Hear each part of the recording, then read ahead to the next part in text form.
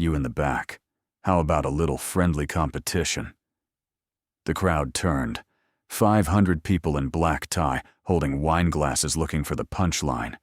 He was standing near the fire exit rental suit. Wrong shoulders, the kind of man who looked like he'd wandered into the wrong building. He wasn't bidding on anything, wasn't talking to anyone, just watching the room with eyes that didn't match the rest of him. Caroline Whitfield smiled from the stage. Black belt. CEO. Her name was on the building's charity wing and on every guest's lips before they'd found their seats. She did this every year, closed the gala with a live martial arts demonstration, and the crowd always went wild. Tonight she'd found a better show. She looked him up and down the ill-fitting suit, the worn shoes, the stillness, and leaned into the microphone. "Easy money," she said. The crowd laughed. He didn't. Walter Briggs had not worn a suit in 4 years. The last time was the funeral. Same cheap rental place off Route 9, same too short sleeves, same feeling of being wrapped in someone else's skin. He'd stood at the graveside in February cold, while people said things like, "She's in a better place," and "You're so strong," and he'd nodded because it was easier than explaining that strength had nothing to do with it. You didn't choose to keep standing. Your legs just refused to stop. Tonight the sleeves were still too short. He checked his reflection in the lobby glass before stepping inside, adjusted nothing because there was nothing to adjust, and pushed through the doors into 500 people who had never worried about a rental suit in their lives. The Harrington Grand's ballroom was the kind of room that made you aware of your shoes. Chandeliers the size of small cars hung overhead. Waiters moved through the crowd with the quiet efficiency of people paid enough to be invisible. Somewhere near the back, a Monet sketch sat on an easel with a placard that read, "Opening bid $80,000, and the number didn't make anyone flinch. Walter found the wall nearest the fire exit and put his back to it. He wasn't here for the Monet. He wasn't here for the wine or the small talk or the silent auction tables lined with weekend getaways to places he'd never afford. He was here because his daughter had been invited to play piano, and Hazel had practiced the same Chopin nocturne every night for 3 weeks, and there was no version of this evening where he didn't show up. He watched the room the way he'd watched 100 rooms before, not with suspicion, just with the particular attention of someone whose instincts had been trained to notice exits. Sightlines the way a crowd shifted when something was about to happen. Old habit. He'd tried to break it, hadn't managed yet. Across the ballroom, a woman in a deep burgundy dress was working the room like it owed her something. She moved from table to table with the ease of someone who had never once questioned whether she belonged somewhere. A hand on a shoulder. Here, a laugh there. The kind of laugh that invited other people to laugh along without knowing why. A photographer trailed her at a respectful distance, catching angles. Walter had heard the name before Hazel's invitation arrived. Caroline Whitfield. The foundation's letterhead, the press, released the politely worded letter explaining that Hazel had been selected for the annual arts scholarship. The woman who'd built the Whitfield Sports Group back from near collapse in her late 20s and decided somewhere along the way that charitable galas were part of the job description. He had no particular feelings about her. Rich people did charity. Sometimes it was genuine. He'd seen enough of the world to know the difference wasn't always clear from the outside. He turned his attention back to the stage where a piano bench sat waiting under a single spotlight. Hazel was backstage somewhere. He knew this because she'd texted him 20 minutes ago 3 messages in quick succession. "I'm nervous. Then I'm fine. Then do not make a face when I play the hard part." He'd written back, "What face?" She'd sent an emoji of a grimacing skull. 8 years old, and already managing him. He didn't mind. The drunk found Hazel before Walter saw it happening. He was a heavy man in his late 50s, moving through the crowd with the careful deliberateness of someone 3 drinks past confident. He'd been loud at the bar, louder at his table, and now he was making his way toward the stage area with a glass of red wine and no awareness of the people around him. Walter tracked him the way he tracked everything peripherally, without looking like he was looking. Then Hazel stepped out from the side corridor. She was wearing the blue dress she'd picked herself, hair pulled back, the small leather folder of sheet music tucked under her arm, and she was looking down at her feet with the focused expression she got when she was running through something in her head. She didn't see the man until he was already turning into her path. The collision was clumsy and inevitable. The man lurched, shoulder-catching Hazel, spinning her sideways into the music stand at the edge of the stage. The stand tipped.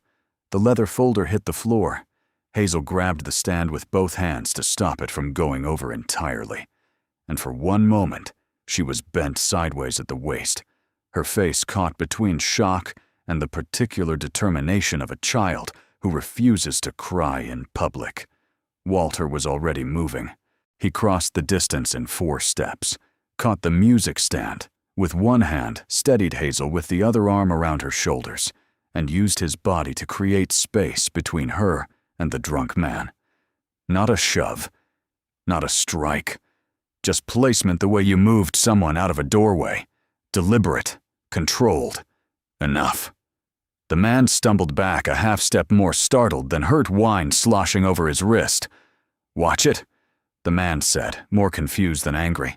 Walter didn't answer. He was already looking at Hazel. "You okay?" Hazel straightened, picked up her folder, checked the sheet music inside with the serious attention of someone inspecting equipment. "I'm okay," she said. "The stand's okay, too." "I know the stand's okay. I asked about you." She thought about this. "My elbow hurts a little." "Yeah," Walter said. "It'll be fine." He hadn't noticed Caroline Whitfield until she spoke.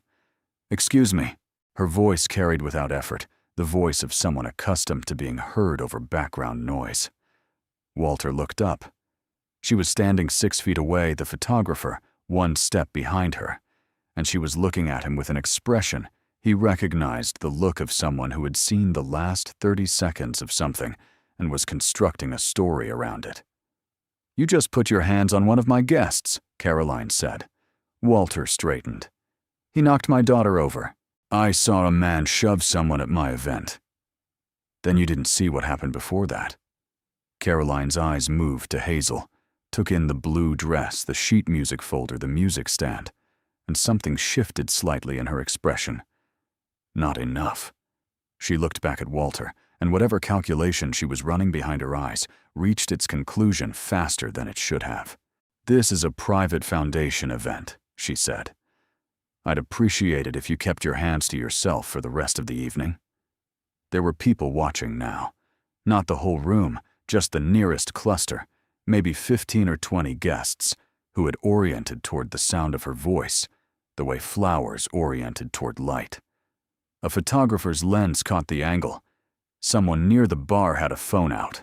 Walter looked at Caroline Whitfield for a moment.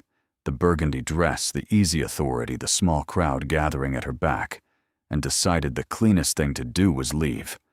Take Hazel backstage. Find the stage manager, make sure the piano bench was the right height, and let the woman have whatever this was. "Come on," he said to Hazel, and turned. "Or," Caroline said louder, now pitched for the gathering audience, "we could settle it properly." He stopped. "I do a demonstration every year," she said. "Martial arts for the foundation. The crowd loves it." She gestured toward the performance stage at the far end of the ballroom, where a sparring mat had already been rolled out for the evening's scheduled demonstration. 3 minutes. If you can stay on your feet for 3 minutes, the foundation donates $50,000 directly to your daughter's scholarship fund. She let that land, then added, "Unless you'd rather not." The crowd that had gathered was larger now, 40 people, maybe 50, and growing, drawn by the particular social gravity of a scene in progress. Several had phones raised. A woman near the front was already smiling in anticipation. 3 men at the edge of the group exchanged glances that said, "This is going to be good." Walter turned back around. He looked at Caroline Whitfield. He looked at the stage. He looked at the crowd and the phones and the photographer, whose camera had never once lowered. Then he looked at Hazel. She was standing at his elbow, her leather folder pressed to her chest, watching him with eyes that gave away nothing and everything at once. She was 8 years old, and she trusted him completely, and that trust had nothing to do with what she understood about what was happening. She didn't know about the scholarship pressure. She didn't know about the crowd, or the cameras, or the careful public cruelty dressed up as a challenge. She just knew her father was there, and she was waiting to see what he would do. $50,000. He knew what Hazel's talent cost. He knew what the scholarship covered and what it didn't, and what the gap between those two numbers looked like on a kitchen table at 11 o'clock at night, with a calculator and a cup of cold coffee. He knew that the Whitfield Foundation's annual arts grant was the reason Hazel had a piano teacher who was actually worth a damn, and that nothing about that security was guaranteed past the current year.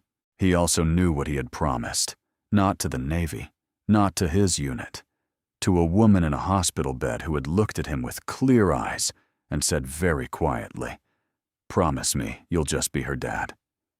Not the other thing, just her dad.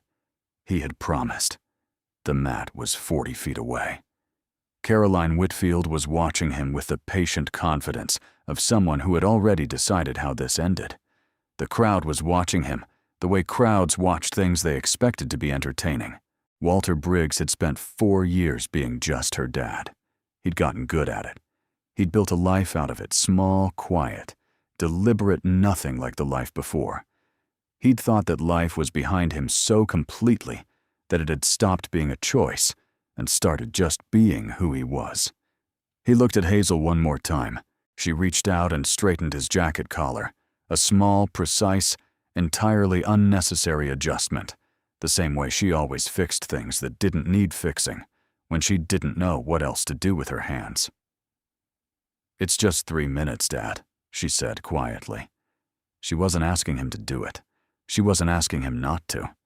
She was just stating a fact the way she stated most facts, as if the world made more sense when you named things plainly. He exhaled slowly through his nose.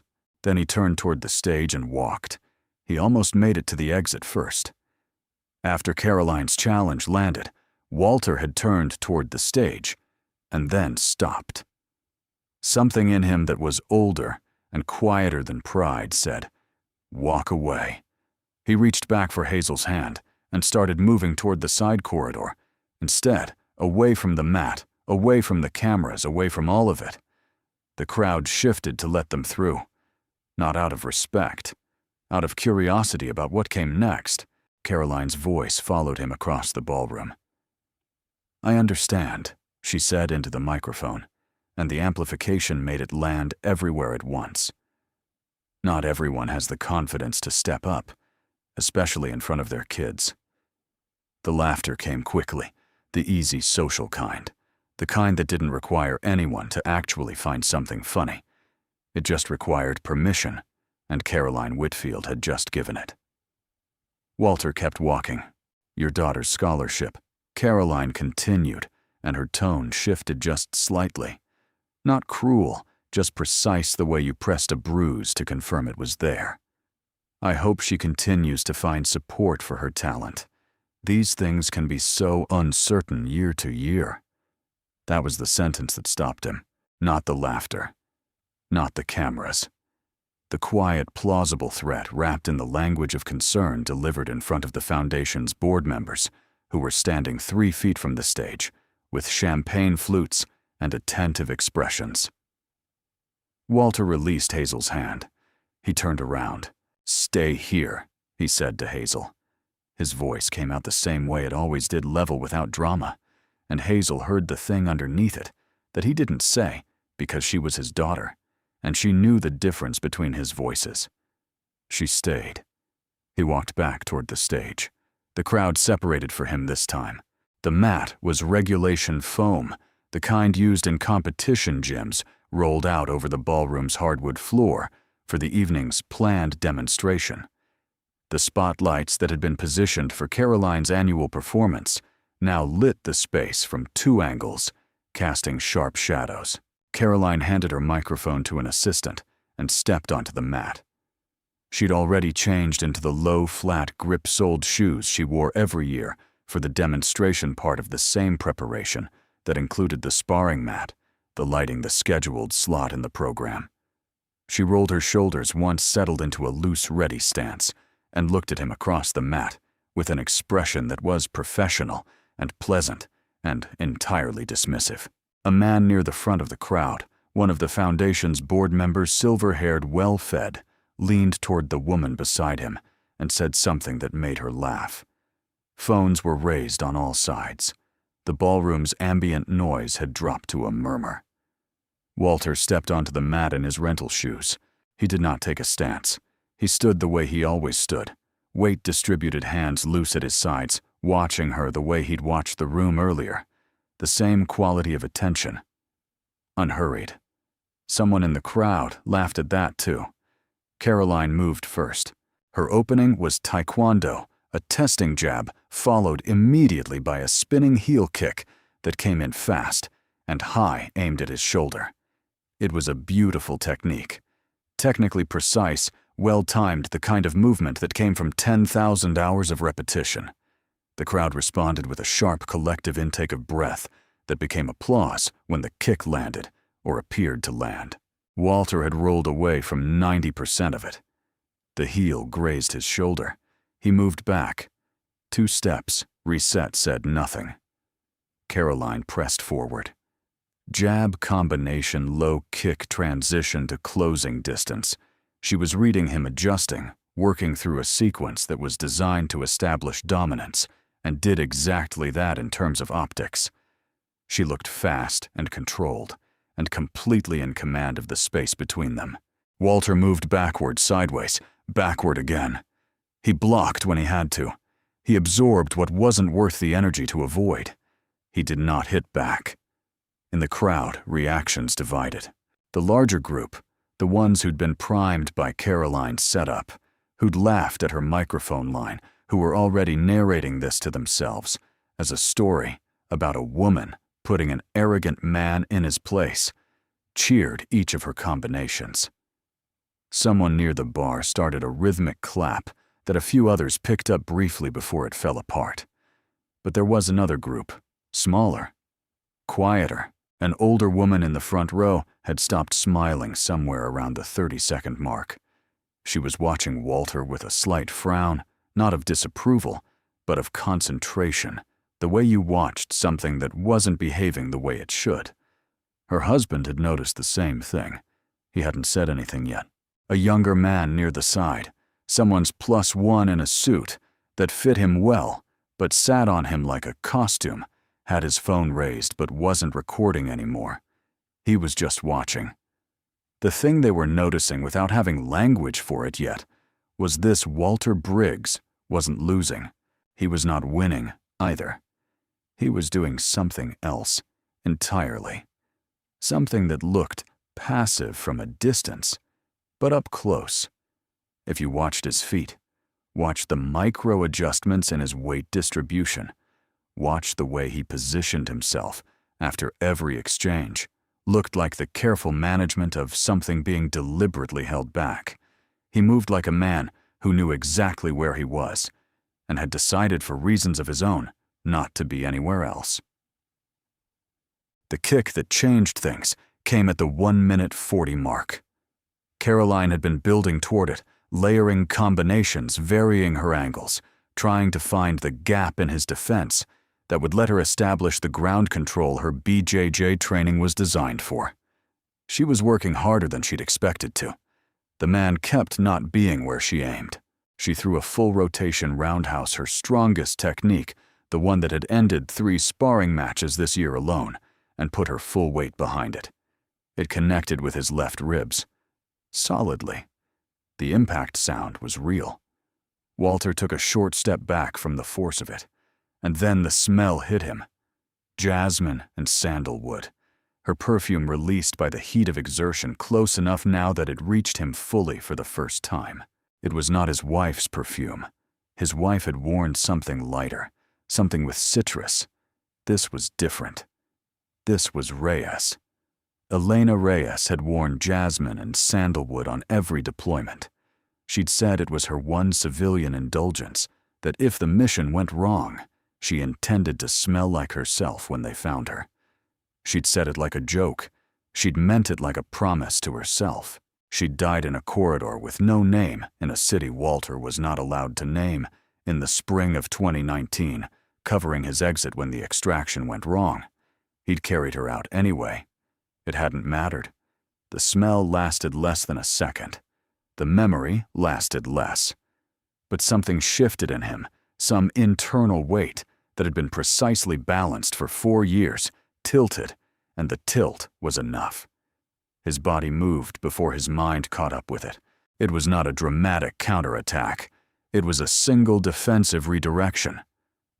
Caroline's follow-up combination came in, and instead of moving backward, Walter moved into it inside her guard and used her own forward momentum to break her base. His hand touched her shoulder for less than a second. Caroline went down. Not hard. Not dangerously. She hit the mat with the controlled impact of someone who knew how to fall, because she did. She'd been falling and recovering for 20 years, but she hit it in a way she had not chosen, at a time. She had not chosen, and in front of every camera in the room. The ballroom went silent. Not the held breath silence of anticipation. The different kind, the silence that happened when something occurred, that no one had prepared a response for. Caroline lay on the mat for 2 full seconds. Then she looked up. Walter was standing where he'd been. He hadn't moved toward her. He hadn't stepped back. He was looking at her with an expression that contained no triumph and no apology, and no particular emotion at all. Just attention, the same quality of attention he'd had from the beginning, and it was the most unsettling thing Caroline Whitfield had encountered in a long time. She stood up. The woman in the front row said quietly to her husband, "Did you see that he barely touched her?" Her husband nodded once. "I saw."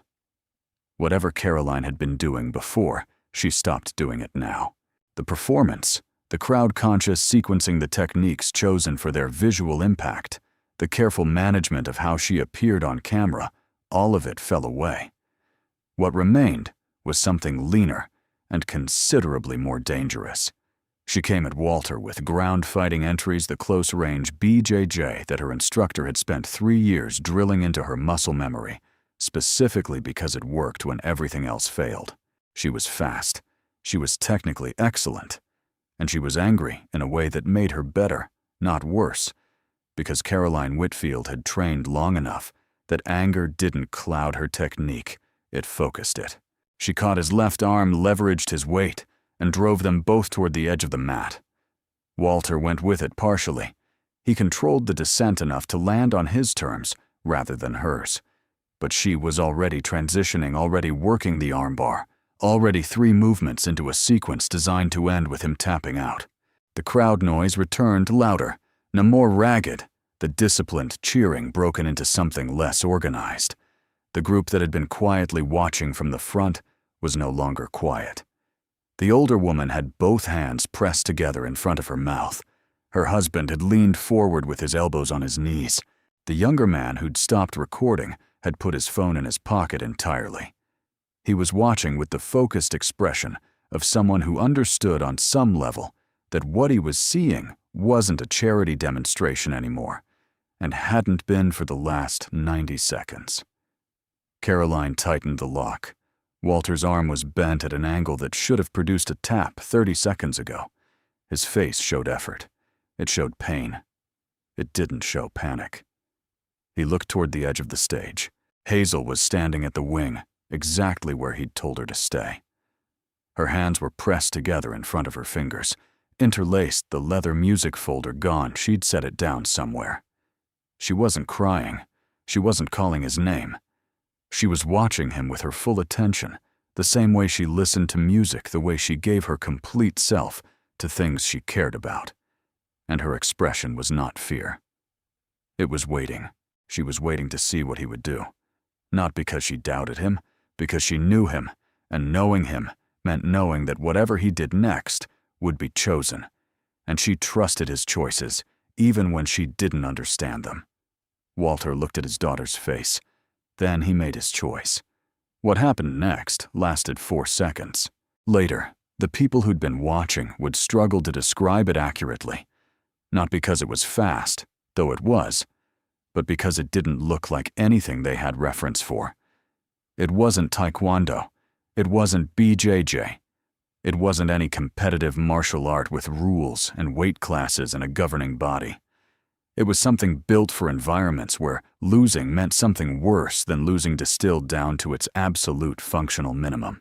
Walter broke the arm lock not by overpowering it, but by a precise mechanical reversal that shouldn't have been possible from that position, and was anyway. He turned Caroline's leverage against itself, transitioned through a control point at her shoulder and hip simultaneously, and guided her into a position from which there was exactly one exit. It was not rough. No strike was thrown. His hands on her were firm and exact, and no more forceful than necessary, with the particular economy of someone who had learned that the difference between controlling a person and hurting them was a question of precision, not strength. Caroline felt the position close around her like a door shutting.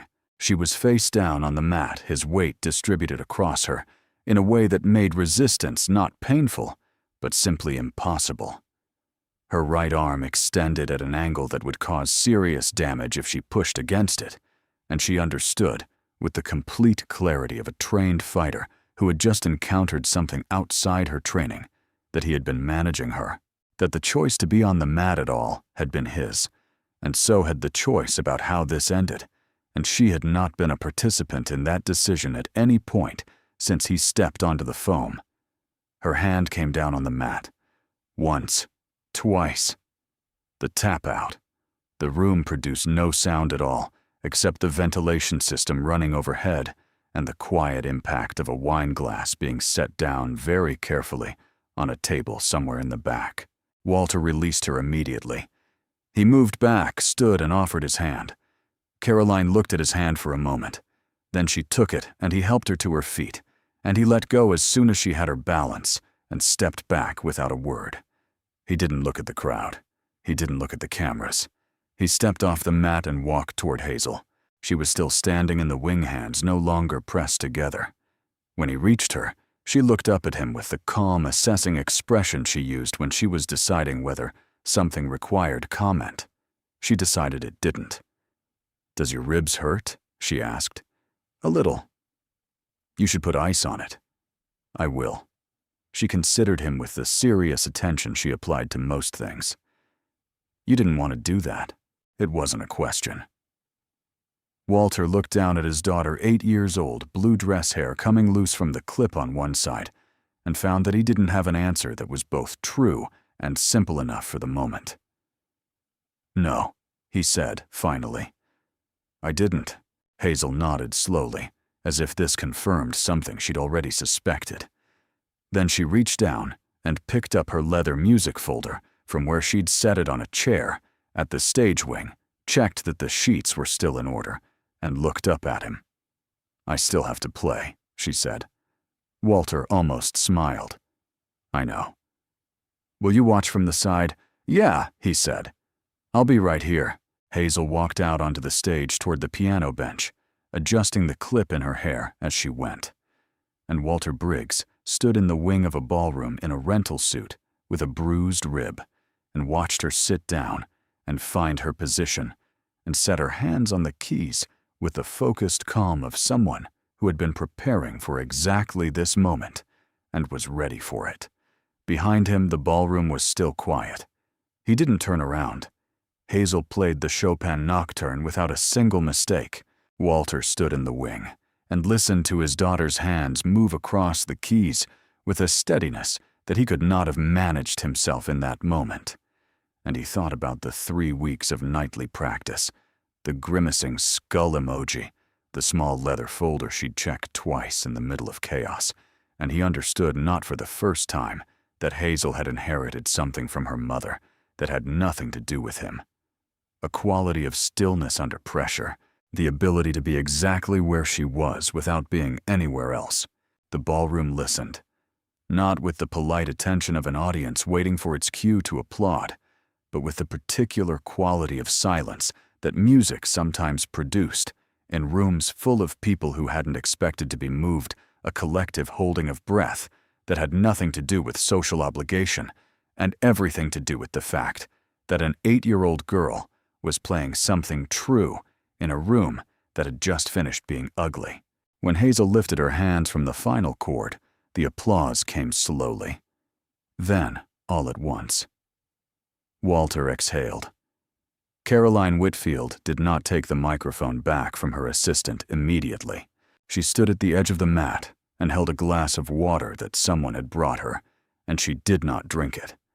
She was looking at the stage where Hazel sat at the piano receiving her applause, and her expression was doing something complicated that the people near her recognized as the face of someone working through something they didn't yet have words for.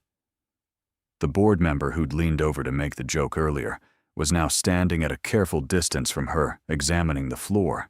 The older woman from the front row, her name was Margaret, and her husband was a retired federal judge who had long ago learned to trust her read of people made her way through the thinning crowd to the edge of the mat.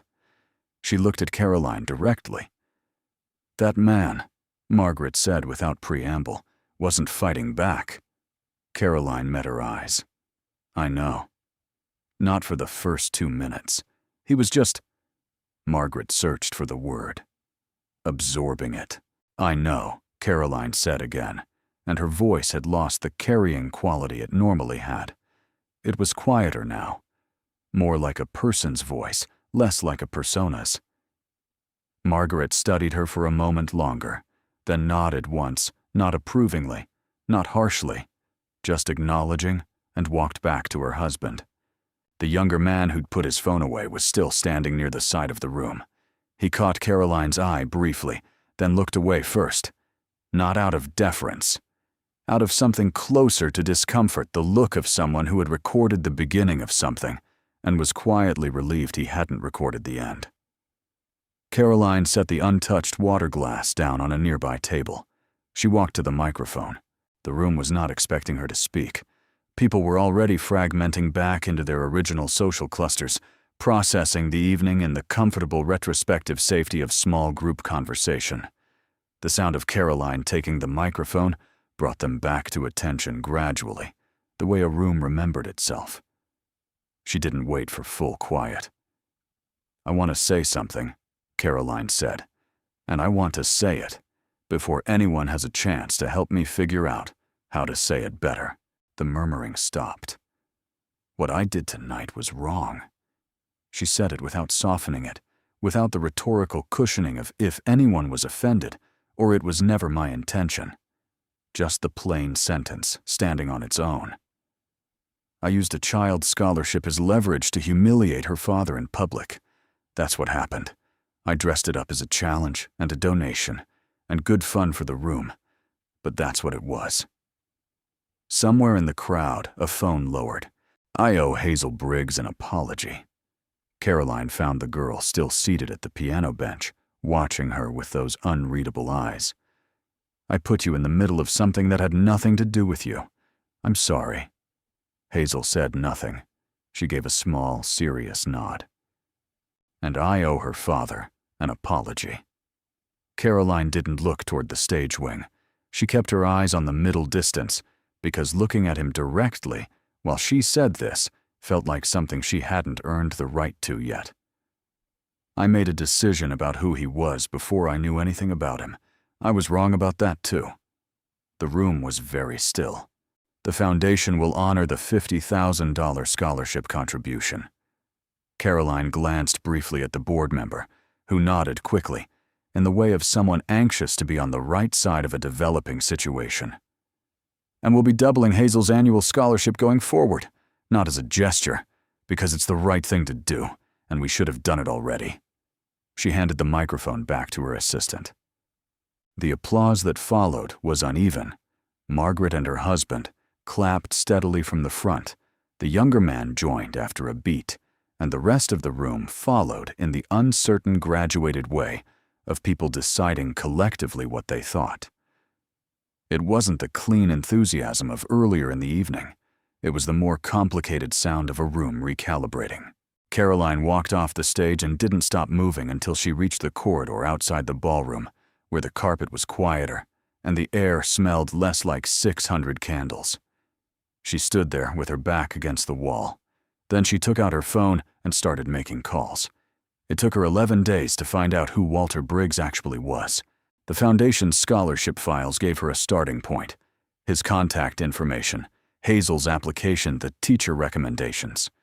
From there, she moved carefully, because the people who'd served with him were guarded about what they said to someone they didn't know, and earning enough trust for a straight answer required patience and a willingness to be told more than once that she was asking about. Always alone, always, with the same expression of focused attention he apparently brought to everything.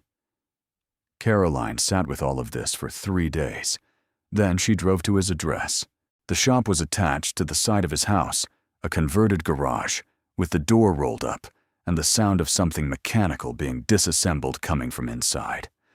A hand-lettered sign above the entrance read, "Briggs Repair," in letters that were neat, but not professionally done, the kind of sign a person made themselves, because hiring someone to make it had not occurred to them.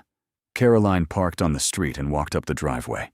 Walter was at a workbench, with his back to her, working on what appeared to be a water pump. He was in jeans and a gray thermal shirt, and he looked like someone who had been in this room doing this work for years, which she understood now was largely true. He didn't turn around when she reached the entrance, but he said, "Ms. Whitfield," in the same level tone he'd used on the mat, which told her he'd heard her car from the street. "I should have called first," Caroline said. "Probably." He set down the component he'd been working on and turned to face her, wiping his hands on a shop rag. He didn't look surprised to see her. He didn't look particularly anything. "Hazel's at school." "I'm not here about Hazel." Caroline reached into the interior pocket of her jacket and took out an envelope. She crossed to the workbench and set it down on the cleanest corner she could find. "I'm here about a position." Walter looked at the envelope without touching it.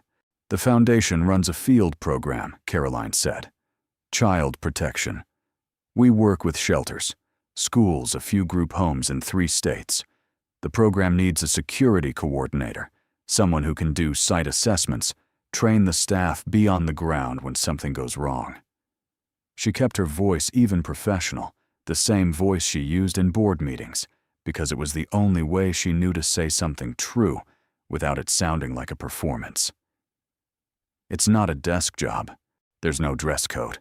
The pay is modest, and the work is necessary." Walter still hadn't touched the envelope. "I don't need you to forgive me," Caroline said. "I'm not here for that. I made a public mistake, and I made it right publicly. And whatever you think of me is your business." She met his eyes directly. "But those programs protect children who don't have anyone in their corner, and you are the right person for it. I think you know that." Walter looked at her for a long moment. His expression did what it always did, gave away almost nothing, withheld almost everything, and somehow, in the space between those two things, communicated more than most people managed with their whole faces. He looked down at the envelope. He looked out through the open garage door. Hazel was not there. She was at school, as he'd said, but the view through the door was the side yard of his house, a small concrete porch, a rusted metal chair, a patch of grass, where a bicycle lay on its side, in the particular careless way of a bicycle, recently abandoned by someone who intended to come back to it. A child's space. The accumulated evidence of a life being lived in a particular way, deliberately, for a particular reason. Caroline watched him look at it. She did not say anything else. She had learned in 11 days of talking to people who knew Walter Briggs that he was not a man who needed more words when he already had enough information to make a decision. Walter reached out and picked up the envelope. He didn't open it. He held it in one hand, turned it once, and then set it down again on the workbench beside the water pump components. "I'll read it," he said. It was not a yes, Caroline understood that. It was also not a no, and she understood that too. And she recognized the difference between them as the most honest thing he could have given her in that moment. "That's all I'm asking," she said. She left the way she'd come back down the driveway out to the street into her car.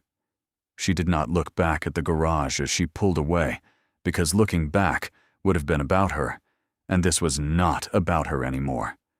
That evening, after Hazel came home from school and dropped her backpack in the entryway and complained about a math worksheet and ate most of a grilled cheese sandwich before declaring she wasn't hungry, she settled on the back porch with her knees pulled up and her eyes closed, moving her fingers against her thigh in the pattern of whatever she was working through in her head. Walter sat in the metal chair nearby with a cup of coffee going cold in his hand, and the envelope on the small table beside him still unopened. The sun was going down behind the tree line at the back of the yard, laying amber light across the porch in long strips. Somewhere down the street, a dog was barking at something that didn't require barking at.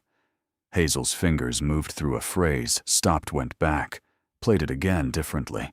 Walter watched her and thought about the promise he'd made just be her dad, not the other thing, and the fact that on the mat, when the moment arrived, he had not felt lost in it. He had not felt like the other thing reclaiming him.